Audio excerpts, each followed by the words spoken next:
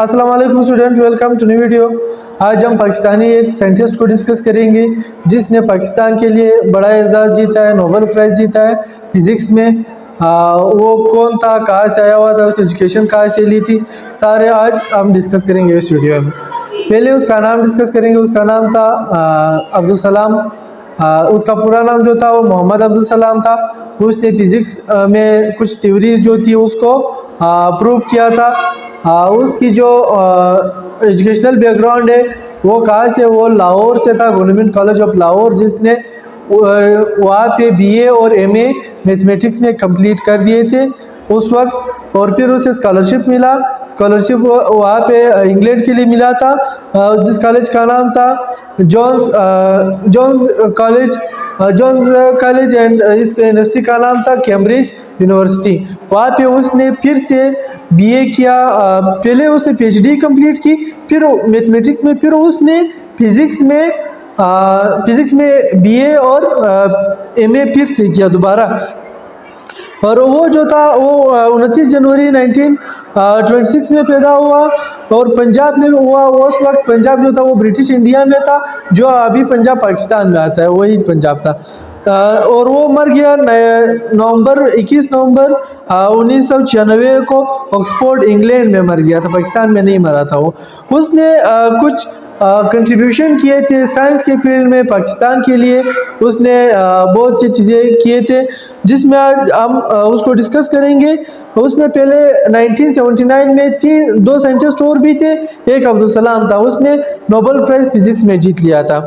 और इसके कंट्रीब्यूशन की तरफ आते हैं। इस कंट्रीब्यूशन जो थे पहले पाकिस्तान के तरफ आते हैं। पाकिस्तान में उसने क्या क्या किए।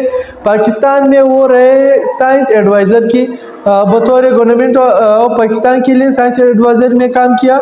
वो थे जो साइंटिस्ट को एडवाइस कर रहे थे, वो ही थे 1960 से लेकर 1974 तक। और फिर पाकिस्तान के एटॉमिक एनर्जी जो थी उसमें भी काम किया उसने। Space and upper atmosphere research commission में भी अब्दुल सलाम ने अपना हिस्सा, अपना कंट्रीब्यूशन किया था, अपने नॉलेज को वहाँ पे यूज़ किया था। और फिर इंटरनेशनली जो थे वो international centre of theoretical physics, असल में थ्योरेटिकल फिजिक्स में ही अब्दुल सलाम ने नोबेल प्राइज़ जीता था। और वो उसने क्या किया, उसने जो इलेक्ट्रोवीक यूनिफिकेशन थ्योरी है उस पर काम किया। वो थ्योरी फंडामेंटल नेचर को एक्सप्लेन करती है कि इलेक्ट्रोमैग्नेटिज्म और वीक फोर्सेस क्या है, उसके एस्पेक्ट क्या है। फिर उसकी जो मेन थीम थी उसकी ये थी कि the electromagnetic and weak forces are two aspect of the single force. वो कह रहे थे कि ये दो एस्पेक्ट है एक सिंगल फोर्स के लिए। उसने कहा था कि एक फोर्स एक ही है, वो एक सिंगल फोर्स है, लेकिन वो जो है वो एक इलेक्ट्रोमैग्नेटिक फोर्स है, वो दूसरा जो है वो वीक फोर्सेस है। ये दो एस्पेक्ट है सिंगल फोर्स के। तो ये था हमारे पास अब्दुल सलाम के एजुकेशनल बैकग्राउंड, उसने किस चीज़ में नोबेल प्राइज़ जीता। तीन जो थे वो साइंटिस्ट थे, दो अंग्रेज़ थे, एक अब्दुल सलाम था। उसने ये कंट्रीब्यूशन किया था पाकिस्तान के लिए भी और दुनिया के लिए भी।